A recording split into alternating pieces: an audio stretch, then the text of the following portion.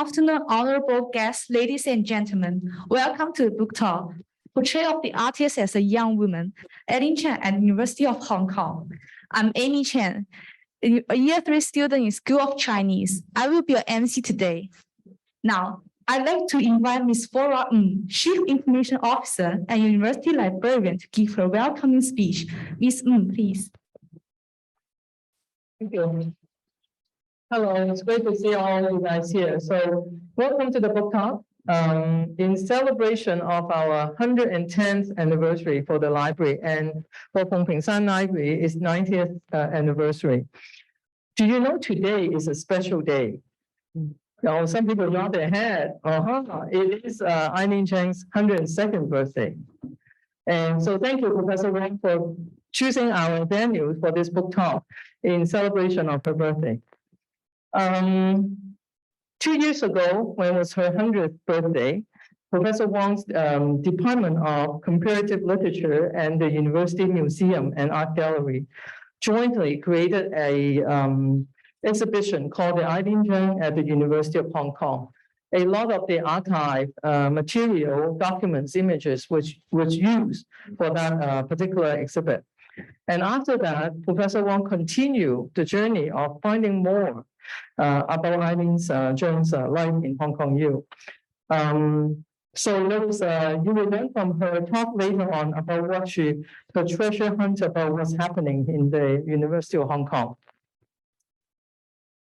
With the clue she left behind, our librarian rebuilt a collection donated by Sir William Hornwell. And we believe that contains some of the favorite books that the young Eileen Chang read at the time, including the books written by Stella Benson. And 2 of the titles were on the ground floor.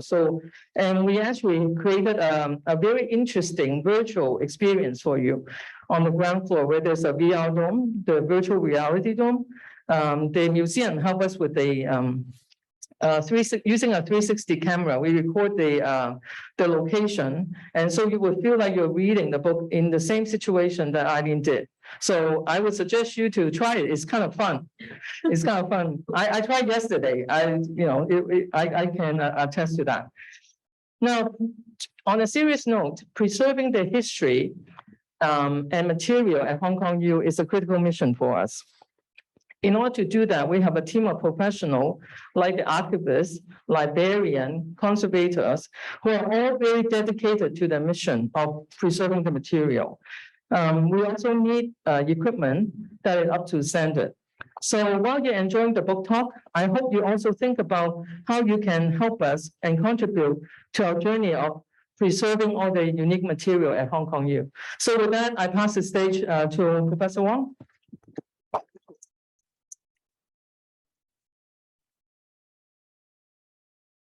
Go ahead. Thank you, Ms. Ng. It's our pleasure to invite Professor Huang to share her new book with us.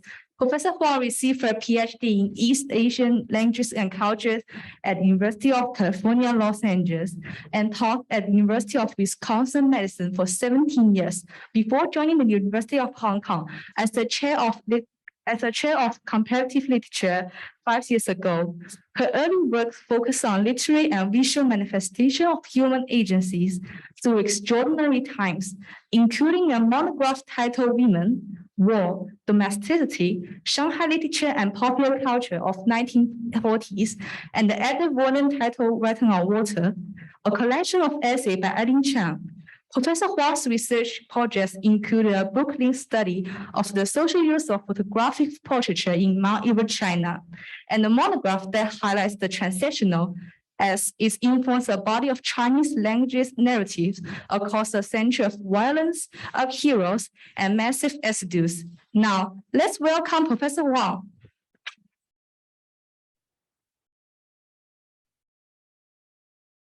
Thank you so much for this warm introduction. I am deeply touched. I think it's truly a privilege of me to be part of this big library celebration.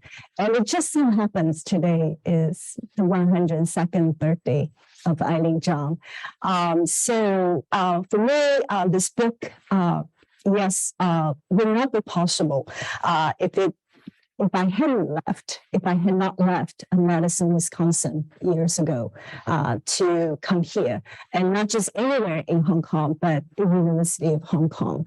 And the book would not have been possible since this is our library's big anniversary, had it not been the efforts of several generations, as Flora was just saying, of archivists and librarians, and also historians who have helped preserve our shared cultural legacy. I really felt strongly about that, all the work that paved the way to the moment that I came onto stage. I came onto the stage very late, right? So all this work was done before. And this book would not be possible without the community support. And I ran my colleagues in my home department, Comparative Literature, as well as other colleagues in the Faculty of Arts, library, colleagues in the library and archives, Garfield Wong. I had to mention his name, and we became really close friends since 2 years ago when I began this project. And certainly this book would not have been possible without the first-rate publishing team that I had the fortune to work with Chinese University CUHK Press. My editors are seated right here.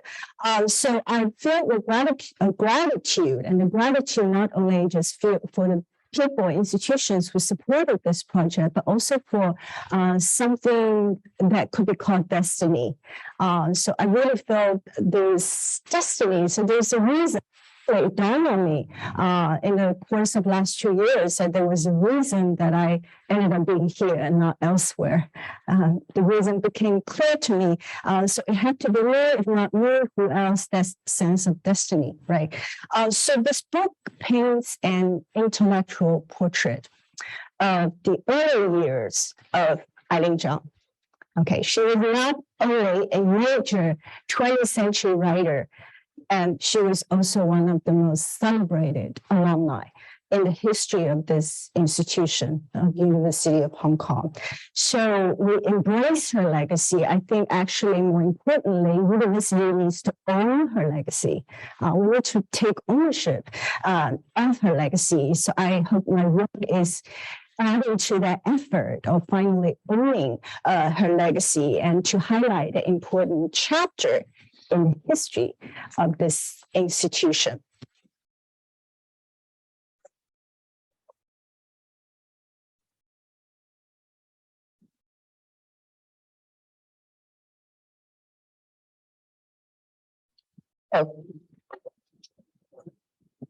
So I began with the exhibition 2 years ago.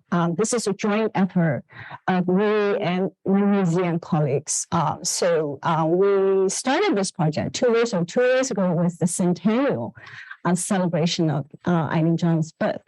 So I felt like I needed to do something. And given the pandemic that was happening at the time, exhibition was the only project that got completed with a digital exhibition. So it was launched exactly September 28th, 2020, midnight. So with digital exhibition, you could do that. It launched midnight, September 28th, 2020, exactly 2 years ago. So in the course of preparing for this exhibition, the exhibition only put what was the tip of the iceberg, really. So I really felt like I needed to write. I needed to put the pieces together and do justice to the material. So I began with a series of essays. Still at the time, I had no idea it was going to be a book. But one thing leads to another. It was a book. So the book doesn't end, right? The journey continues. As I said throughout the book, Eileen Chang is not a destination. It's not like when you arrive at Eileen Chang, the work is done. No, she is actually just a beginning. She's a window. She's a path, or you could say she's a method, an angle, unique angle. And from here, we hope to go even further, right? So I have to say that my research on Eileen Chang and her cultural legacy continues with more work to be done. Okay. I have three portraits here, right? The one on the left, we're familiar with it. This was on the student registration card at HKU, right? She was educated bilingually from an early age, right? She attended St. Mary's Hall in Shanghai, and the one on the left was in fact not the college student Eileen Chang. It was the high schooler Eileen Chang, and she was wearing the uniform at St. Mary's Hall of Shanghai. So she used that photo to apply for college, right? She enrolled at the University of Hong Kong in 1939. This is the second portrait. In the middle was the portrait from her college years.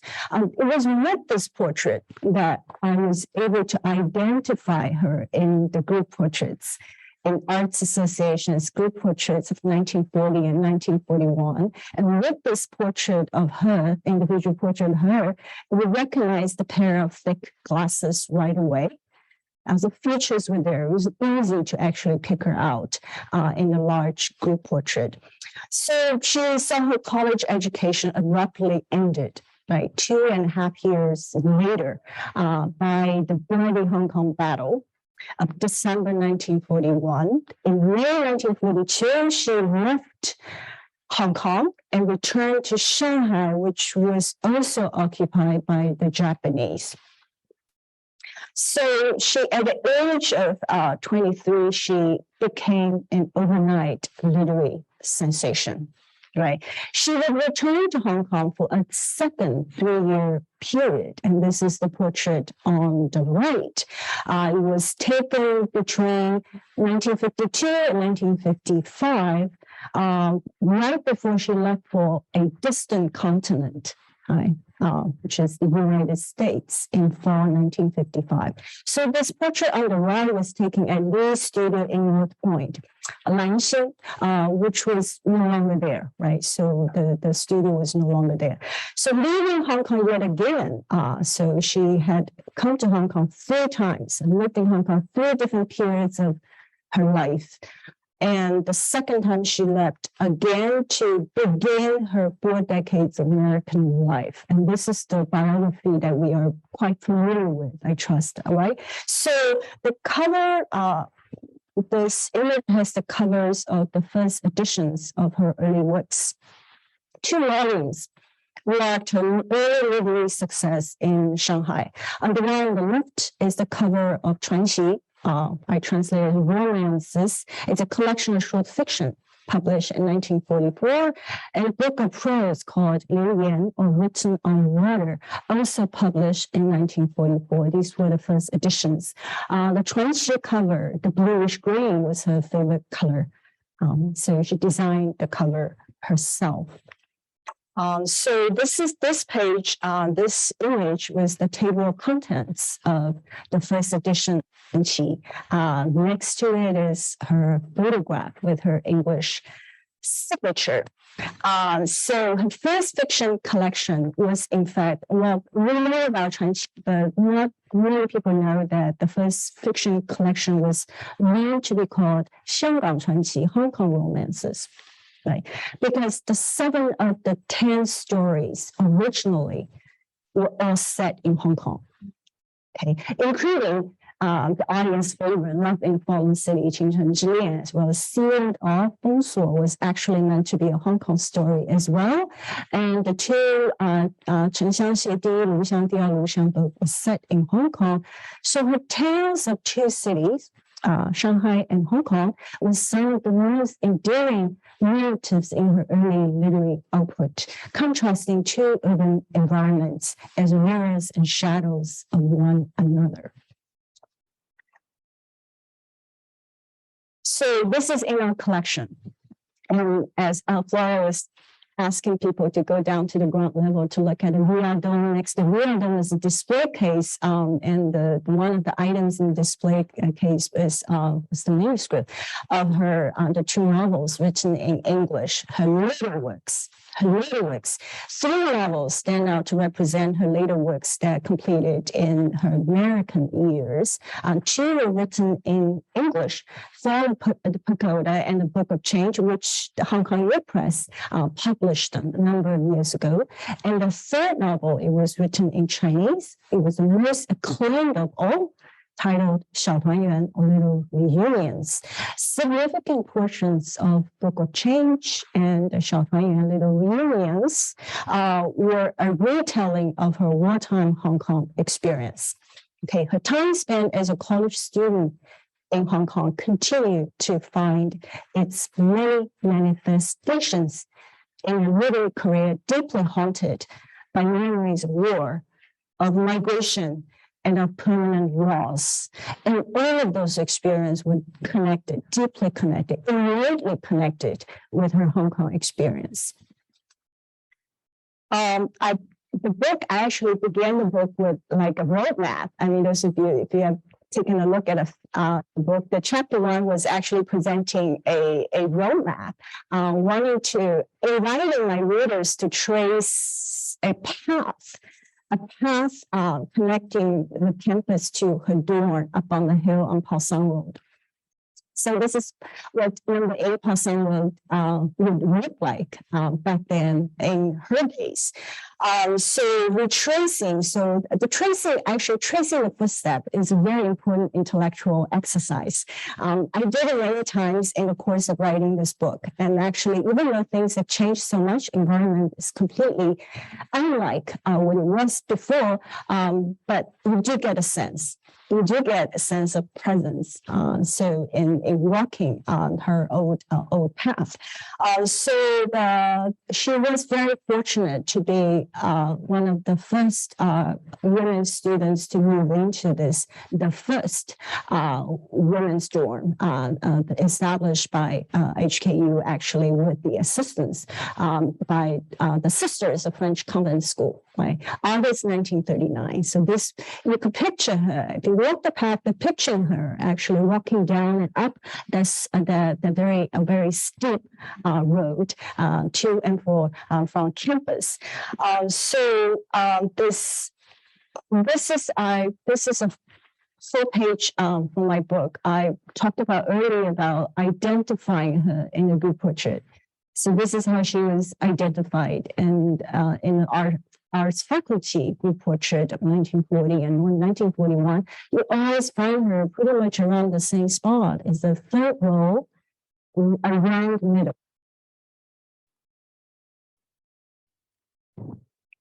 Okay.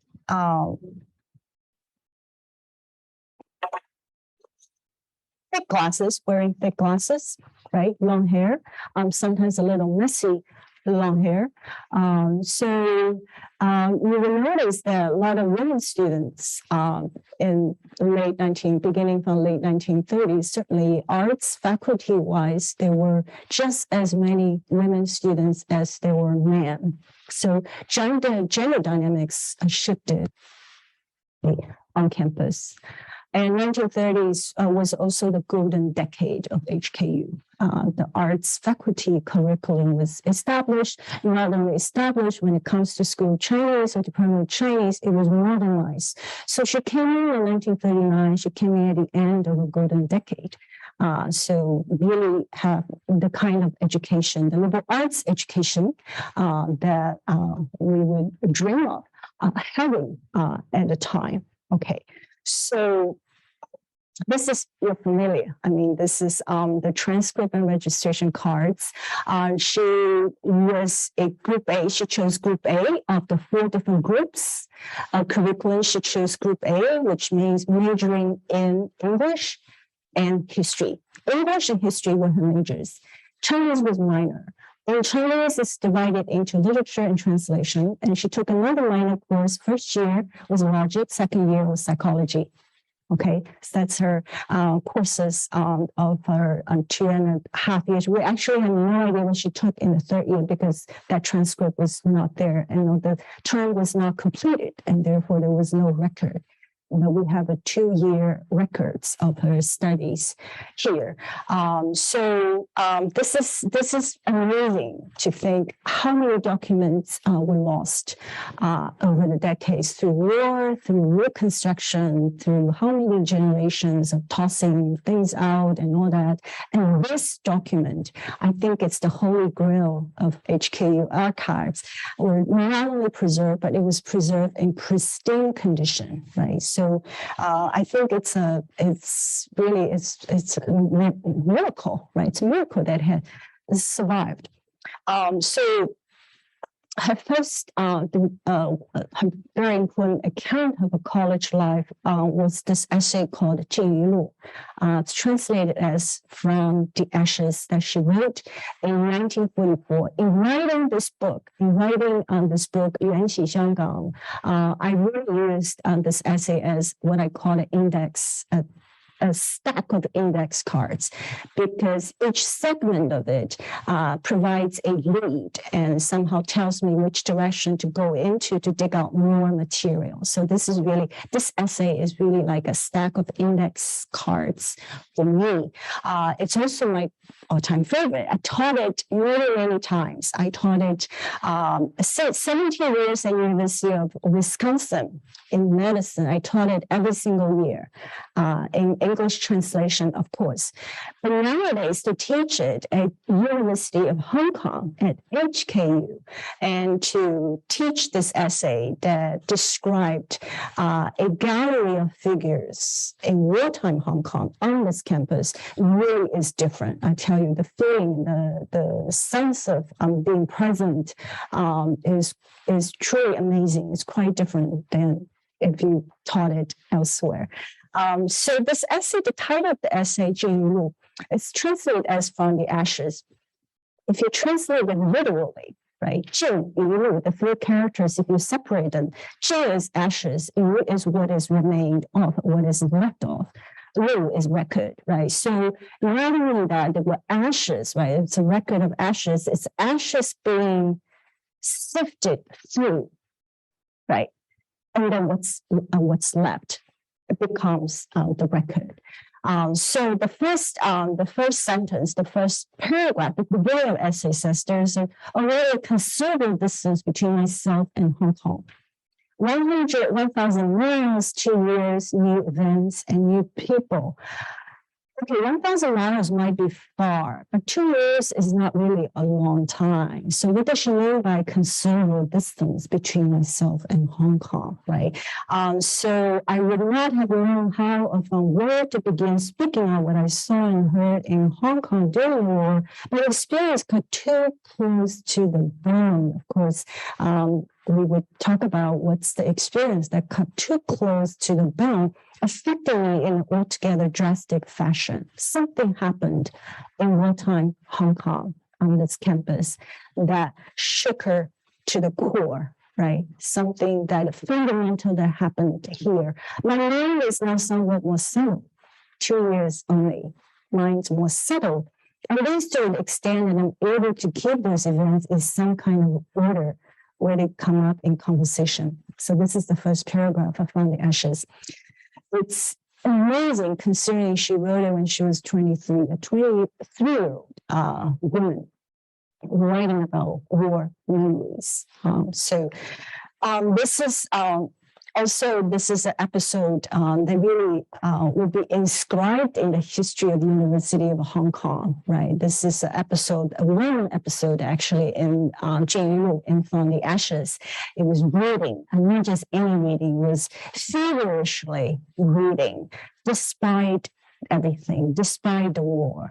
She said, I finished reading an expose of the official dome during an artillery barrage. I had read it when I was little, and I was too young to appreciate as we're too young to appreciate its virtues. I'd always wanted to read it again. As I read, I worried whether I would be allowed to finish the book.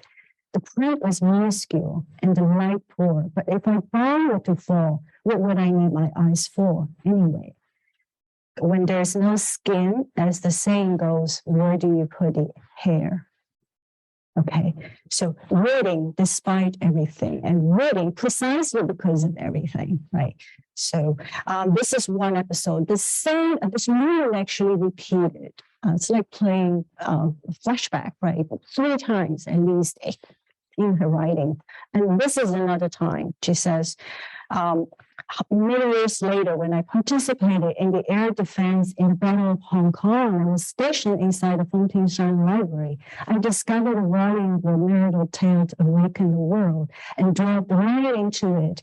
anti-aircraft guns were installed on the roof, which became the target of bombing, and bombs fell one by one, getting closer and closer. My only thought was this: please at least wait till I finish the book. And she mentioned two books. One was 官场现行记, the other was 醒世英人传. One was a late Qing novel, the other was an early Qing novel. So these were Qing narratives, right? So Feverish Library, this is Fengpingshan Library's 90th anniversary. If we must single out a spot on campus that meant the most to the legacy of Eileen Chang, I would have to say it's the Fengpingshan Library, right? It's the kind of a feverishly reading, despite everything, because of everything, somehow really imprinted, not only in her own personal memories, but also in the memories of this institution, right? So this is, it's rereading. It's rereading her childhood text, right? She read all these Ming-Qing texts, Ming-Qing novels when she was little. But because she was caught in the middle of a Chinese library, Fengpingshan Library was the Chinese library. She was surrounded by Chinese books. So when people ask why these particular texts, first of all, they were familiar, right? They were familiar texts for her. She read when she was little. Secondly, she was surrounded by these the Ming-Qing novels, Ming-Qing vernacular novels. And thirdly, in rereading it, somehow it gained a sense of permanence, right? In the world that is truly unsettling, filled with turbulence, the traumatic experience, and rereading these older texts somehow brings forth a sense of permanence and belonging. Okay, so there must be other Ming-Qing texts, and you can imagine she would have also reread Huang, and so on and so forth, right in the stacks of the Fengpingshan Library. This is I have a chapter devoted to Norman France.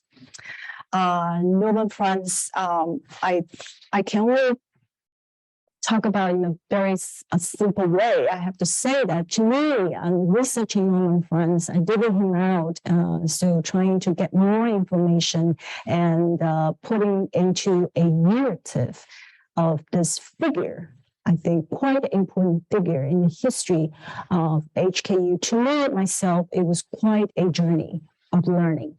Okay, so he was the most charismatic of Eileen Chang's wartime gallery of figures. Is Mr. Norman France, young historian, young because when he died, he was only 37-year-old, didn't even have his first book out, researching for his first project. So dying at 37 is truly very, very young and very early, right? So early death. Only today she was researching and taught history for a living, right? But only to be swallowed up by the reality of the history that he lived in, right? So this is Mr. Roman France. So this is group photo taken in 1938. It was the China Defense League led by Madame Sun Yat-sen in Hong Kong, and she established the organization in Hong Kong in June 1938, using Hong Kong as a port for transporting goods for the war effort in the Chinese hinterland. Norman France was listed among the 6 committee members as the treasurer. Okay, From the Ashes, Jing Yu Lu includes 4 passages that imprint upon the reader the image of this history teacher. He was witty, he was very warm, he was a little sloppy, or in fact quite sloppy in how he carried very unconventional, a little quirky, truly funny, and very warm, and really generous, who also happened to be a cosmopolitan sojourner. Okay, also a Hong Konger, may I add. He was born in Hong Kong, and he died in Hong Kong, buried in Hong Kong. Okay, so this is a episode. This is a quote also from Jing Yu Lu, right? This is how Eileen Chang described her history teacher. He had a childishly wooden face, piercing blue eyes, and a prominent round chin.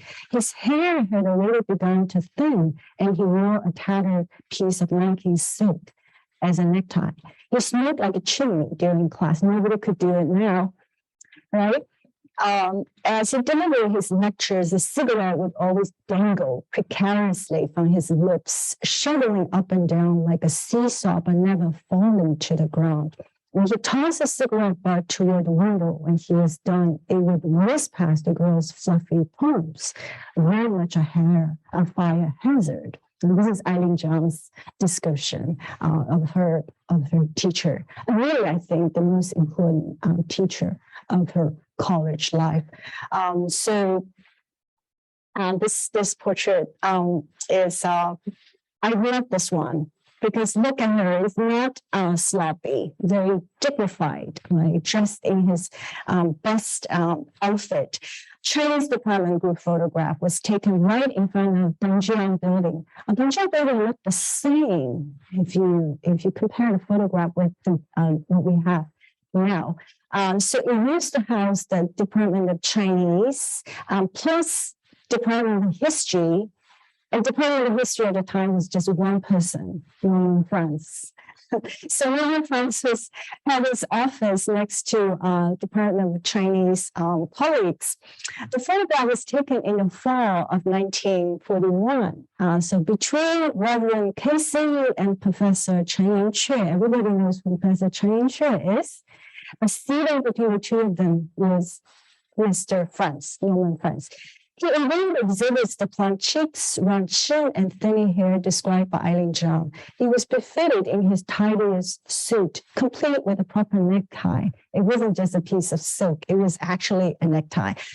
So the version of Franz sporting a perpetual cigarette, even when he was riding on his bike down the hill, there was a cigarette dangling. That image of Norman Franz only exists in Eileen Chang's fictional narratives. Okay, so by the time of his death, Franz was actually teaching Eileen Chang third-year history class with a focus on recent history being since Opium War, Sino-British relations, and that was his research project. As a historical figure, he exists in the space, the space between novels, essays, and the documents in the archives. He's somewhere in there to piece together narrative of Norman Franz. He offers a bridge between British imperialism and the post-colonial narratives that would unfold after the war ended. So he was ahead of his time to prefigure that happening. And his study of colonialism opened the door to further post-colonial thought and reflection. This was his insistence as a historian, but also as a teacher to teach his students as such, right? So this kind of a forward-thinking approach to history must have deeply touched Eileen Chang, 20-year-old Eileen Chang. So this is Norman Franz. And my chapter on Shudesan is very, very long. It's really, no matter how long we write a chapter on Shudesan, it's not enough. So I really hope with what we have in our collection, we have a Shudesan collection, not just the archival folder, but also we still have all the Shudesan, the English books in the special collection. I have yet to work through those books. So as you see, the project continues, the work really continues. So make use of, for those of you who are students on this campus, make use of our special collection. It truly is special. So of Eileen Chang's teachers at the University of Hong Kong, Norman Franz and Shudesan left the greatest influence on her. She, the literary academic, he is a monumental figure, 20th century China, but underappreciated and under-researched. Okay, regardless of the relationship, well, his importance was not defined by Eileen Chang. It was really different than Norman Franz. It's precisely because of Norman Franz I had to go dig out everything about Norman, precisely because of his connection to Eileen Chang, that I had to go and dig out everything about Norman Franz. And through Eileen Chang was able to rescue this figure, right, that we knew very little about. But Shubi-san really didn't know this association to be important, right? It has an indisputable place in the history of 20th century literature, culture, religion, intellectual history, right? And in the history of Hong Kong, might I add, modern history of Hong Kong. So this is, I have a big group photo here. I don't know if you could see him in the middle, seated behind two children. Those were Shubi-san's children. Nobody did that except him. In a big formal portrait like that, bring your children to the photo. So this was taken in 1938. It was 1 year before Eileen Chang came to HKU. Shubi-san's son and daughter make a charming appearance here. It's almost like it was an intimate family portrait, but transported into a group photograph of over 100 people. Right. So most of the staff, teaching staff were married with children, but only Shubi-san, Professor Shui, was the only one who publicly brought his children into such photographs. So it's not only a towering intellectual figure, public intellectual at the time, but also he took on the public persona as this modernized father, right? Father figure. So he always stood out because of the experience. I mean, look at in a sea of suits, he's always he's the one wearing cheongsam, right? So really, he stood out already, even without his children. Right? With children, he stood out even more. Somehow his differences came across as effortlessly natural, and that was just him. He was undoubtedly going against the tide in the colonial academic culture. He came out of the New Fourth tradition. There's so much to be said about Shubi-san. I can only make it very simple that he was the person who ended up staying farthest from the revolutionary literature. He eventually found a place for him within the academic framework inside the British colony. Okay, Hong Kong's unique geographical and cultural position gave him a window of opportunity and platform for his research. So for him, civilizational encounter was not just between China and the West. There is an entire Hindu culture, right? India, he brought India into this comparative framework. So behind this hybridity, what's behind this hybridity was a cosmopolitan understanding of history and culture. Okay, so this, I think, really had a great impact on shaping Eileen Chang, the writer. Okay, so this is, I have three images here. The one on the left, the Professor Xu in his cheongsam began right after he returned from UK, returned from England. So began teaching at Ingenium University in Beijing. This was not HKU. If you notice the palm trees, those the buildings behind that is a very typical setting on the Ingenium University campus. But the style was already there. And in the middle was Shubi-san with his daughter. If you notice the person in the background, the very, very blurry profile of a gentleman, that was Norman Franz. And that was actually the first image of Norman Franz I found. And I was like, oh no, is that it? That's all I could have of Norman Franz, just a very blurred image of a partial profile also. But fortunately, there were more. So the one on the right,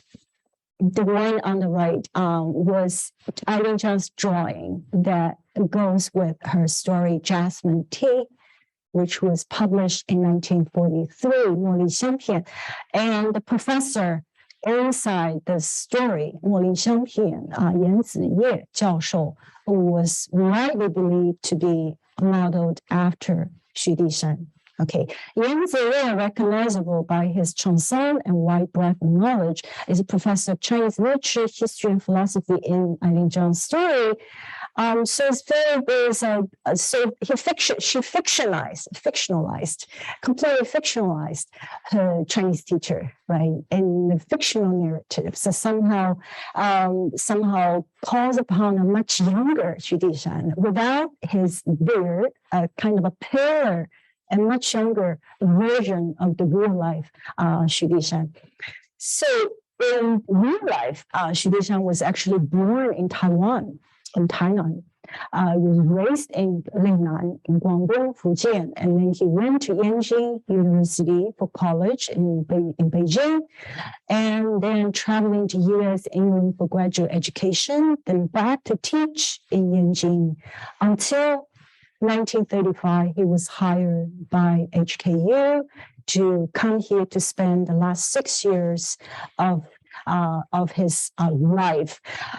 So when you think about Eileen Chang reading the Mingqing classics, Mingqing novels, in the midst of the gunfire, right, in the Fengpingshan library, one could say that she read those classical texts through new eyes and Xu Dishan's lessons, right?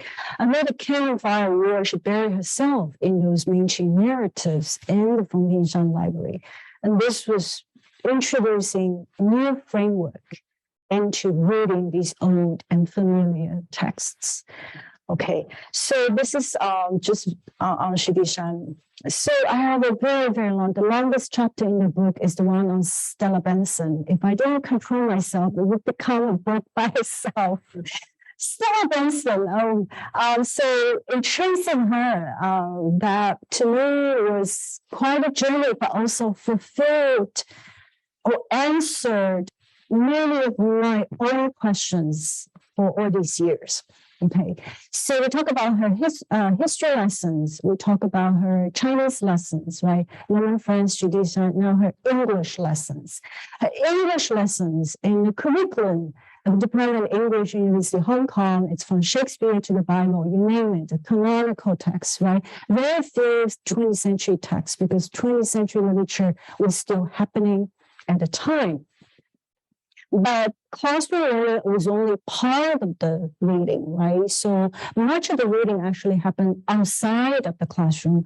She devoted much energy reading a great amount of middle-brow English literature.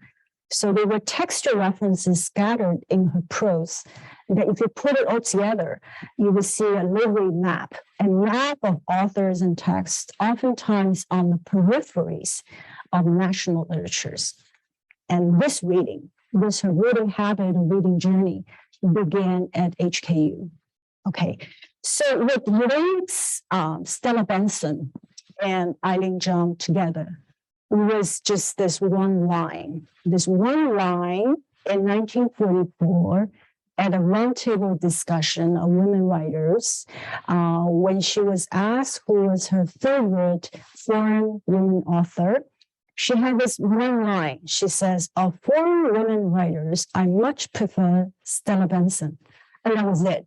And Stella Benson, the name was put there. I didn't even bother to translate into Chinese because nobody really knew who she was. So it was just a line there. 外国女作家中，我比较欢喜 Stella Benson.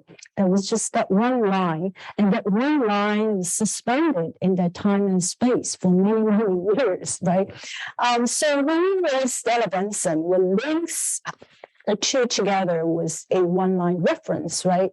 So to me, my journey of writing this book, writing this chapter, began with answering the question, who was Stella Benson?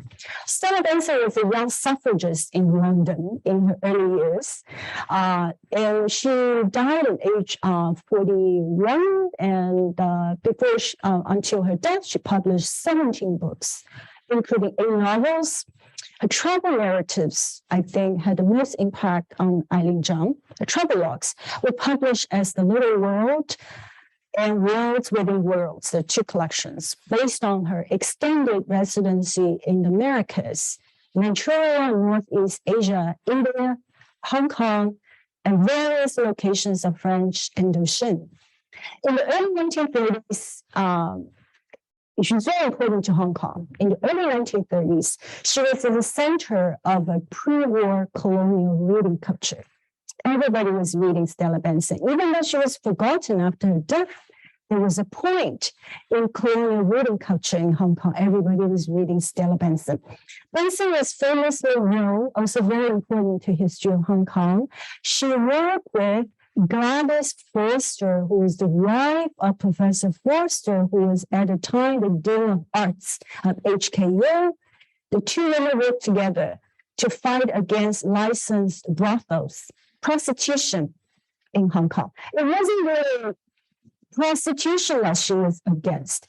It was the human trafficking behind that really got her like all boiling with anger that she had to do something. So there was a League of Nations investigation going on in Hong Kong, and she took charge to investigate into that. And I have 15 minutes left. Thank you. So she's activist throughout her life, from beginning to the end. So in 1930s, 1931. Imperial Little Brow, Somerset Maugham, and then she was writing as a in the framework of Imperial Little Brow, right? So the most famous writer in that Imperial Little Brow was Somerset Maugham. He might be more famous and popular, but Stella Benson has this critical self-reflection.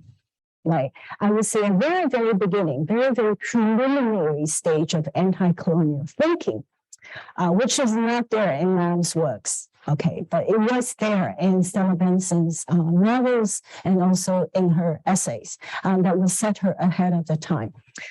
So I have to talk about, even though time is limited, I have to talk about the William Hornell. How did I find the books that I think must be read by Eileen Chang? It was a William Hornell collection. William Hornell served as a vice chancellor from 1924 to 1937. He was the third vice chancellor at University of Hong Kong. He was very important to the Faculty of Arts because on various occasions he emphasized the importance of using the humanities to strengthen the foundation of university. So humanity was not an afterthought, right? So it was very important. When he retired, he left all his books to the library. Okay, at the time, the University Library did not have too many English books, so that collection was quite a gift. Huang's collection of several thousand books spanned a wide range of genres, including volumes on history, philosophy, ethics, and education, as well as travelogues, memoirs, poetry, and play scripts. And I have images of this very most dignified portrait of William Hornell, but also the images of the books from his collection with his signature on the top right. And those were Stella Benson books. And my suspicions that those were the books and very much read by her from this collection. Esther Wu and her team, Dr. Esther Wu and team, doing amazing work because the William Hornell books were scattered all over in the library, right, over the years. And they were actually searching for them, picking them out from the stacks. So that would be like picking out a needle in a haystack. But they did it. They actually rebuilt a William Hornell collection, which is now in our special collection. So encourage you all to explore the books that could possibly be read by Eileen Chang when she started school. Okay,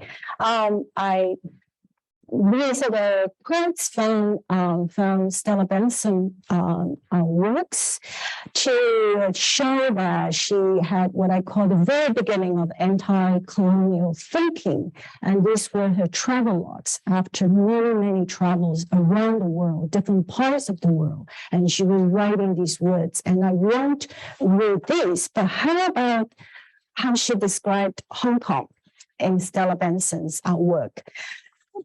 Stella Benson described Hong Kong as this grave and misty tilted island.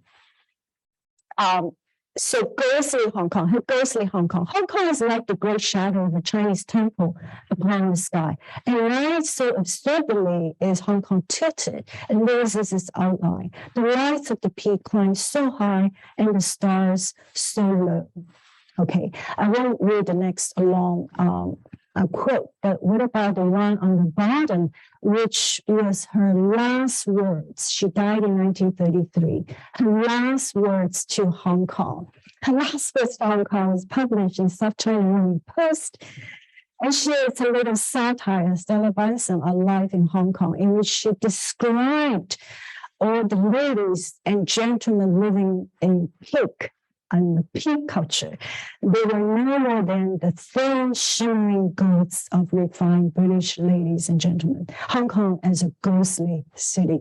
That's Stella Benson's really harsh social criticism at the time, a critical self-reflection. So ghostly Hong Kong in Eileen Chang's early narratives, and I must read this. This is from her first short story, 城乡写第一炉香, which is published in 1943, her first Hong Kong story, her first Hong Kong narrative. And she wrote about this, described this Shanghai girl, right? Little, going up to the mid-levels to see her aunt, who has this white mansion in the mid-levels. And as she left her aunt's house, right, William walked toward the east, and as she walked, the moon seemed to grow whiter and more translucent, like a pale phoenix with a plump white breast, alighting somewhere along the winding road ahead, eventually nesting in the forking tree branches. Willow stopped and rested for a bit, feeling slightly dazed. She looked back at her aunt's house, and strangely enough, she could still see the yellow and red of the window frames and the green glass panes reflecting the sea.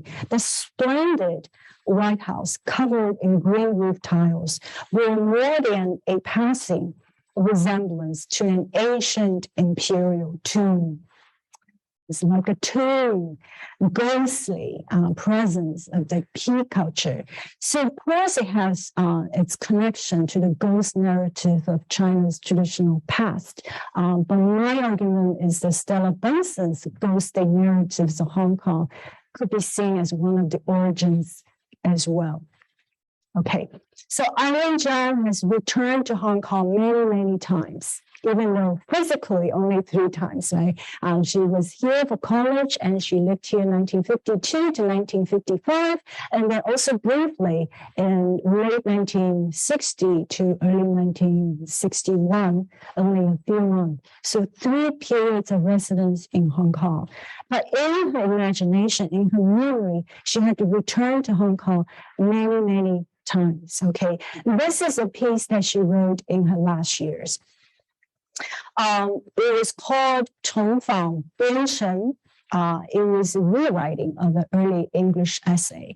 But somehow in 1980s, she felt compelled to dig up the old notebook of her visit, of her 1960s visit of Hong Kong and Taiwan, and rewrite the travelogue. So here is the episode about her memories of the HKU campus. She said 10 years had passed since I left Hong Kong, my student days, following the Battle of Hong Kong. When I did return that year meaning 1952, campus did not change much, except that trees on the hills behind the campus had grown taller, and a brick path was built that led to my old dorm on the higher slope. Proportions shifted, so the house looked both familiar and strange. I dare not even look at it. The weight of time pressed so heavily on me that I could barely look up. So in real life, memories associated with Hong Kong forever haunted by loss and trauma.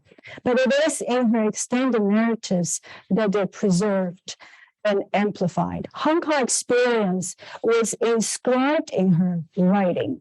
Inscribed in her writing DNA. It's in her DNA bank, right? So her starting point and the point of many departures and returns was all here.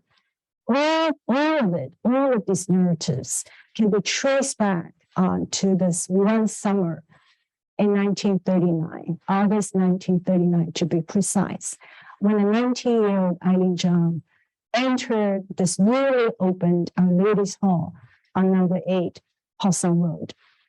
Conclude here. Thank you very much.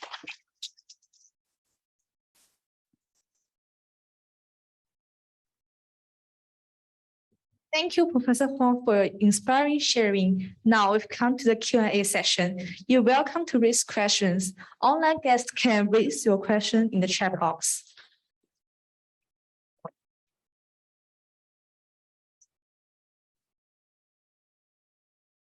So if we don't have any questions for time being, I'm going to ask 2 questions from the online audience. Okay. So the first one is a student from mainland China. He or she's asking whether all the contents you just talked about will be included in the book. Yes. Okay. Yes. I shared parts of the first 4 chapters of my book. Yeah. Thank you. Yes. And the second question, this audience, she's thankful for your very insightful speech, and she would like to know, you mentioned about Eileen Chang as a writer. Would you please say more about Eileen as a self-translator? It is interesting that she made a lot of changes in her self-translation. Yeah.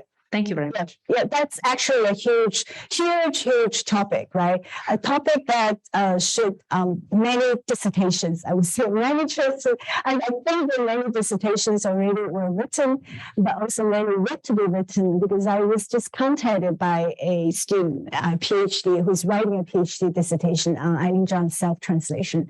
So I'm sure already many written, but already even more will be written about Eileen Chang's self-translation. For instance, in her Hong Kong experience, you could say that every time that recurs in her writing, it is an effort at self-translation, of self-rewriting, right? So it first appeared in this essay, 金鱼路 from the Ashes. Then it appeared, and then it began to tell the experience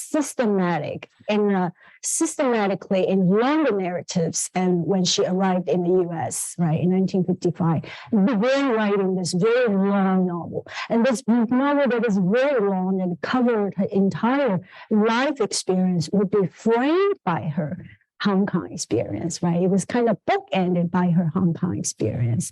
So this would be in her, the Book of Change being very important in English, and 小团圆, of course, is a masterpiece, right? It's a masterpiece novel. That Hong Kong experience is, if you take it out, and pretty much the structure is collapsed, would be just collapsed. So it would appear many, many times and not enough. And she says something about why repeatedly rewrite herself in her letter to her very close friends, Song Qi, Song Hua Wenmei, right? Song Qi said in his letter to Eileen Chang, saying that your 2 chapters on Hong Kong, that is the beginning of 小团圆, Little Reunion, is too long, too many names. Your readers will lose interest, especially young readers.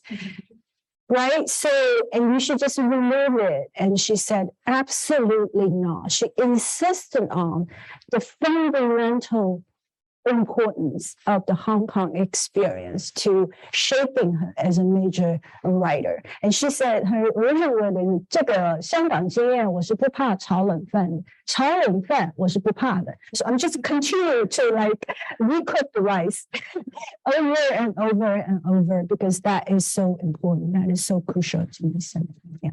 Thank you. Thank you. So maybe one there. Thank you.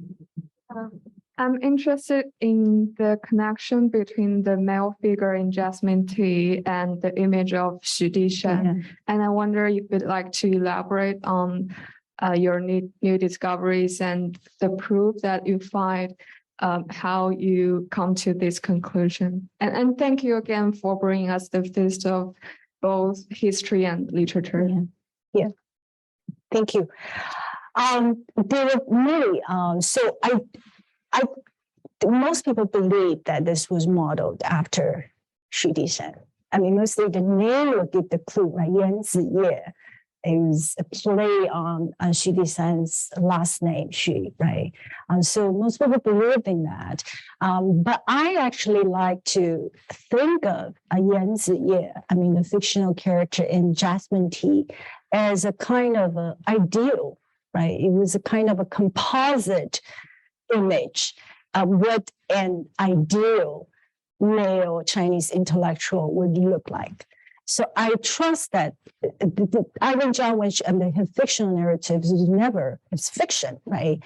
Same with 小团圆, even though it has many autobiographical elements in it, it is after all fiction. So it is fiction. So you can't really just say Yan Ziye equals Xu Dishan. As far as impact goes, my chapter is very long. I talk about mainly approach to history, right? Mainly not not looking at a history at a place where different cultures would converge. And this means not just Chinese culture, not just European culture, but also Indian culture, other parts of Asia. So it's just playing up this unique position that Hong Kong occupied in history. So you see it there in Xu Dishan, and you definitely see it there in Eileen Chang. So if she hadn't come to University of Hong Kong, if there was no war, if there had been no war in Europe, she would have attended University of London. She would not have been here. We wouldn't have a alum called Eileen Chang. But when it comes to Eileen Chang, if she had attended University of London, she would still become a writer because that's what she always wanted to write. She just would not be the Eileen Chang we know her as we know her today. Right. So, yeah, thank you.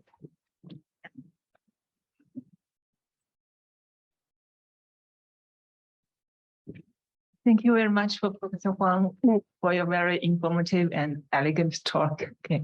I'm very interested in the Stella Benson. Yeah. So can you elaborate a little bit more about her connection or influence on Eileen Chang? Yeah. Influence. So you often wonder why, so where's that, for instance, her English writing, right? For the longest time, we have a difficulty placing her English writing. Is it good? Is it bad? So there's so many questions about her English writing. So after I read through Stella Benson, then it became clear to me why her English was such. So there's a clear connection. So the detail I didn't get into. So they really never intersected. Stella Benson died in 1933. Eileen Chang came to Hong Kong in 1939. So we're really like two generations or at least one generation apart. But if you try to imagine a stage of world literature, right? Imagine the setting where the two could possibly meet and what it would be like. So it would be like Eileen Chang leaving her cultural background, right? So taking a step back from her cultural upbringing, right? So leaving the conventions and somehow taking a distance away from that tradition that she was brought up in, right? And somehow retreating into more of a world literature stage.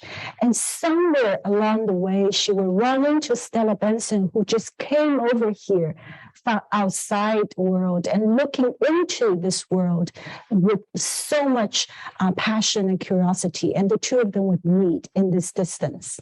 Right. So it will only happen, the two of them would be put together in the world literature stage together. It could only happen that the distance was there for both of them.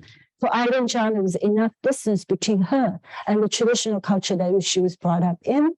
For Stella Benson, she had this critical distance from the colonialism, right? The kind of imperial structure that she grew up with. So both of them had to have enough of a distance so that the two of them could possibly live together in world literature stage. How's that, Finance? Yeah. Wow. Maybe I'll just ask a quick question.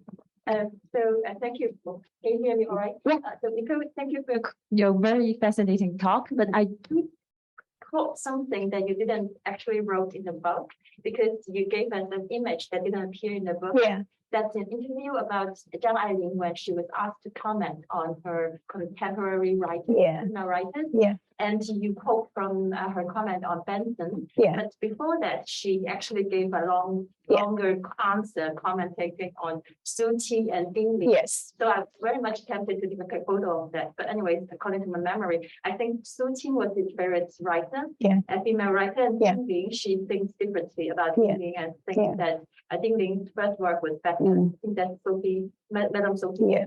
Yeah. diary. Yeah. So, but you didn't mention that in your book. Oh, because we're talking about foreign women authors. I just Yeah. want to ask a quick question. Yeah. What do you think of Zhang Eileen as a reader of female writers? What Yeah. I think of Zhang Eileen of it, I think that in the roundtable discussion that Su Qing and Zhang Eileen were put on this show in 1940 Shanghai, right, promoting each other. Right. So when Su Qing published Tiandi, every issue would have an Eileen Chang's essay. So promoting each other.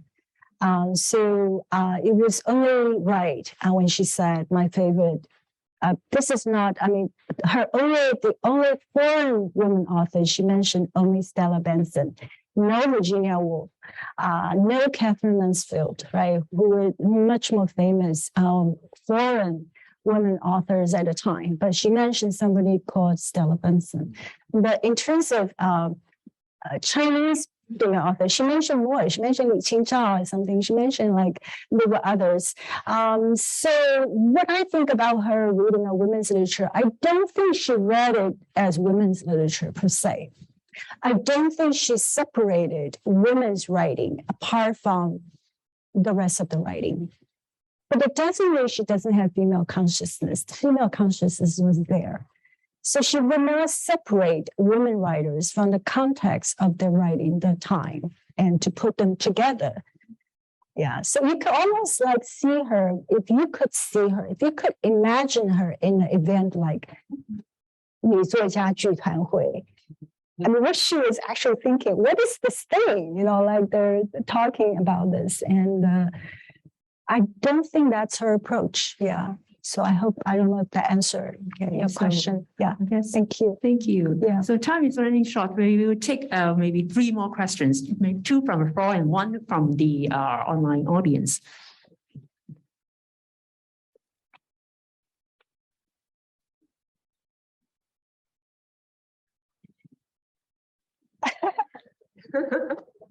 Sorry. Hi, Lorraine. For the other. Hi, Nicole.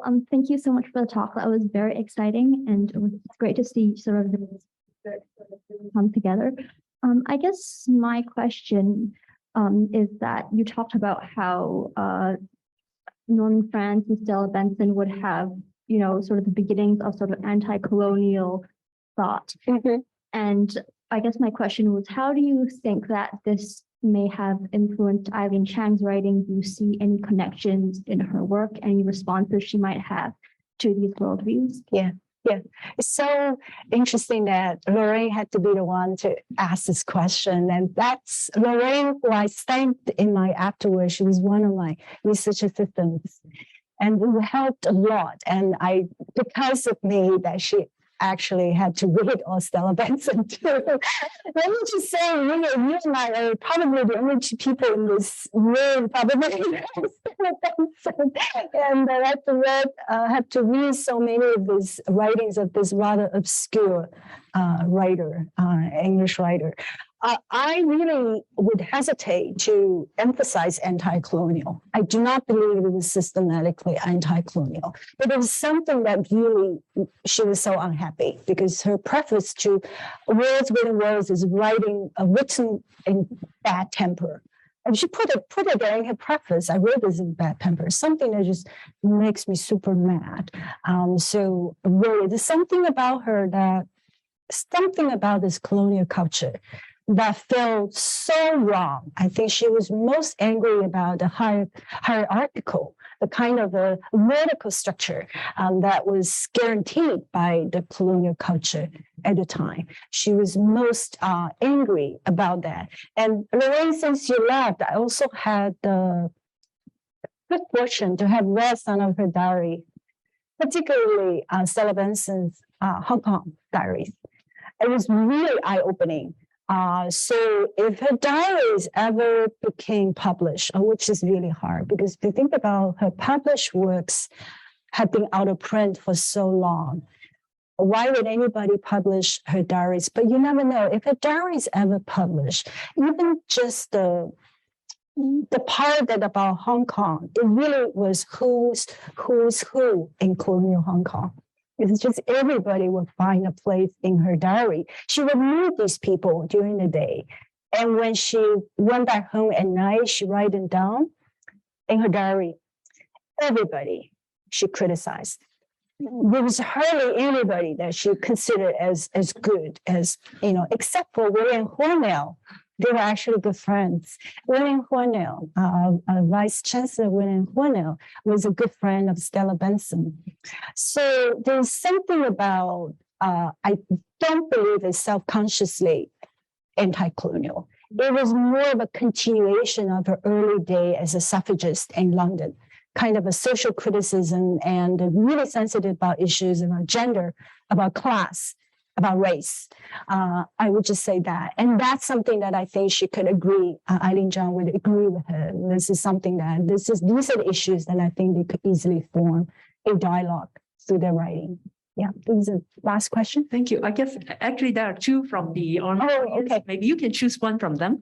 Okay. The first one is, would you consider conducting digital humanities studies on Eileen Chang? The second one is, you talk about Yi Fu Shi Zhi just now. Would you please talk more about how Chang viewed the May 4th movement? Should be dissertation. PhD student. Yeah, absolutely. I actually don't think Eileen Chang was against May 4th. No, she was actually a reader of Lu Xun. She loved Lu Xun's, especially Lu Xun's essays, critical essays. So I think it's a misconception to think that, she was set up as a kind of anti-May 4th. No, I actually see the continuity there. The digital humanities, it's your project. Yeah. So I think the last question would be yours. Yeah. Please. Okay, thank you, Yeah. Professor Wong. Mm. And I'd like to ask a question that in Chang's works, we see many words that is connected with Japanese occupation, right? Like performing the battle, and it seems that she's troubled by this invasion. Yeah. But people will inevitably think that Japanese invasion may have a negative influence on her works or writing. Yeah. But do you think this invasion or the Japanese culture also have some other, or to say positive influence to change or alter her way of writing? Yeah. Thank you. Yeah. So I think you said it. I agree with you already. That was actually my understanding of her connection to Japan. And I think it has to be talked about. It's not something that we want to avoid because she was impacted by the Battle of Hong Kong, right? So from one Japanese occupied metropolis back to another, right? Equally ravaged by war and occupation as Shanghai. So this impact was there. But to her, it was an opportunity, and she was forced. Japanese language was forced upon her, right? If you on this campus, lingering on this campus, everybody had to learn Japanese and taught by a Russian guy, right? So remember that very, very interesting episode. So she learned the language because of war, right? And this language somehow, it's hard to say exactly how fluent she was, but she was actually able to use it, the Japanese language, bits and pieces, when she was passing through Japan, also when she was in Taiwan, right? So there was a bit of the language, that she was somehow was able to tap into. I would say tap into the pulse of a post-war shifting of geopolitics How's that?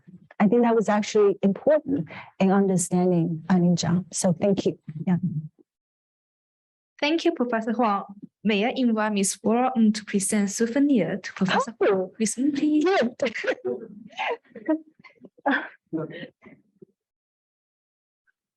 Thank you so much. Thank you so much for, thank you, all of you. Thank you so much. Thank you, thank you. Thank you to all of you who came and also the people online that I couldn't see your faces, but thank you all, both on site and online, friends who came to this talk and really enjoyed it. Thank you so much. Thank you.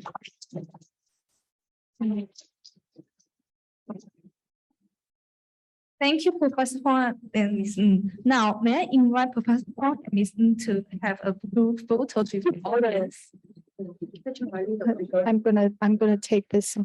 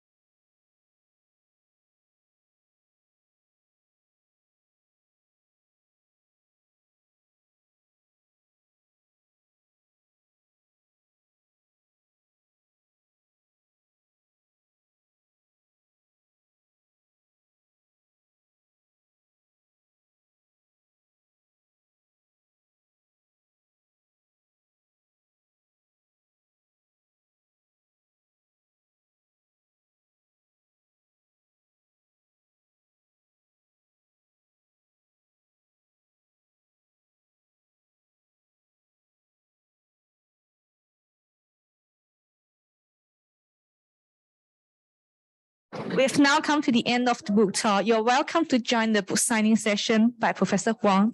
If you're interested in having a personal copy of the book, please visit the published sales points outside this room. Once again, thank you for everyone joining us today. And hope to see you again in the talks and exhibitions organized by Feng Pingshan Library in the next month. Thank you.